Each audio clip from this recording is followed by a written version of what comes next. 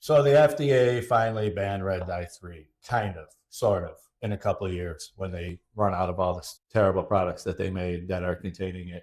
Eventually, it'll be off the shelves in 2027. So red dye 3, what is it? It's a food dye. It doesn't change the flavor. It just makes it more appealing. Using these dyes since the 70s. And in the 70s, we knew that red dye 3 was a carcinogen causing thyroid tumors in rats. And certainly no one has thyroid problems in the United States. I guess they're just doing it out of the kindness of their heart at a later date. We knew a long time it could cause cancer. Why did they take so long to take it off the shelf? They got other colors, blue, there's yellow, blue, all these different colors. In Europe, they use vegetable dye to color the foods. In America, they don't. Food coloring is made from petroleum. The petroleum industry is pretty big. Every single pharmaceutical drug is made from petroleum. That's why they're called petrochemicals. If you follow the trail of things, you'll realize one kind of feeds the other. 20% of children under the age of 18 have some kind of behavioral attention deficit, and red dye 3 is certainly exacerbatory and sometimes found to cause those issues. So why did it take so long for them to finally ban this? I would be wary of thinking that it's about your health, because if it was, we wouldn't have over 10,000 chemicals in the food supply in America.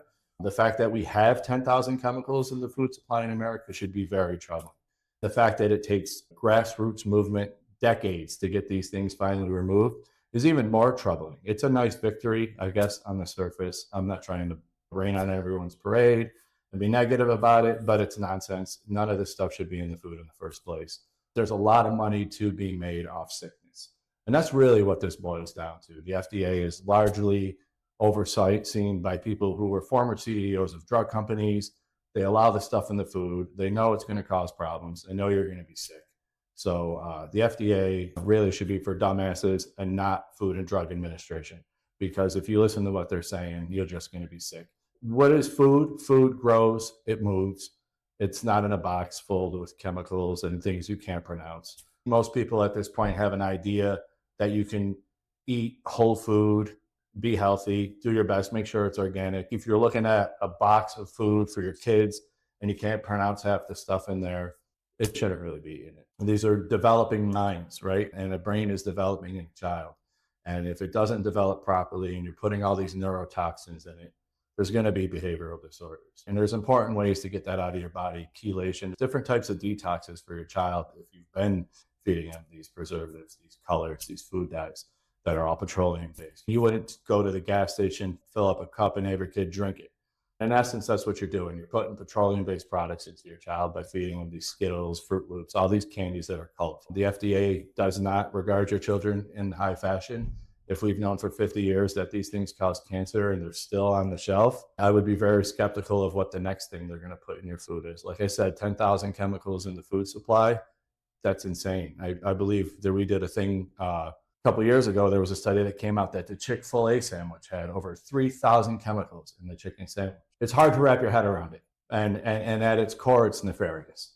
It can't be cheaper than just actually eating food. Conspiracy, whatever you want. All these movements, all these have come to be true. Another example of a thing that was in our food supply that shouldn't have been there for a long time was trans fats. Partially hydrogenated oils, right? When they were shoving it down everyone's throat, I can't believe it's not butter. I believed all the profit they made off the sickness from it, right? Heart disease went through the roof. They told you to stay away from saturated fats. Legacy media is a mouthpiece for big agro and big pharma. So the ads your children are seeing, the foods they're eating, it's all really to get them hooked, and on the back end, to sell them medication for the problems that these things have caused. Kudos to the people who got this done, making enough noise, a lot of the moms, and you're seeing all the healthy food movement going on right now. We got a guy potentially taking charge of the health services in America who's got a good track record or standing on the right side of history. Hopefully he can get in there and make some changes. But at the same time, educate yourself on food. It blows my mind that I have to say food is what you should eat. It's kind of crazy that the majority of people aren't eating actually whole food and they think somehow they're okay and they'll be okay.